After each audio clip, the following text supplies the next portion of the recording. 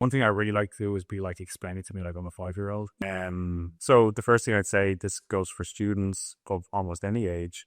When you do go out into the workforce, when you are a working professional, you're probably gonna have to use AI in some shape or form. It's entering every sector. So it'll be worth your while spending a bit of time figuring out how to use it.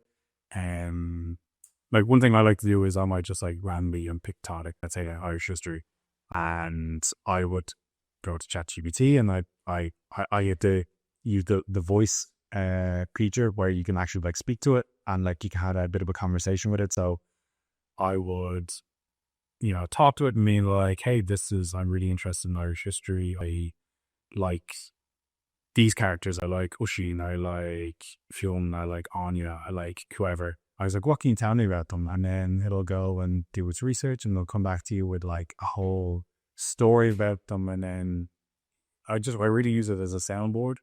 And in terms of learning, it's also great for like when I was learning how to code, I'd be like, okay, I'm learning HTML, CSS, JavaScript. Quiz me on these 3 things and give me a score on how proficient I am in these. And it'd come back and be like, it would give me, let's say, 5 questions each. I'd spend a bit of time answering them. I'd give them my response. And like some of the responses would be like, I don't know, or they'd be wrong. And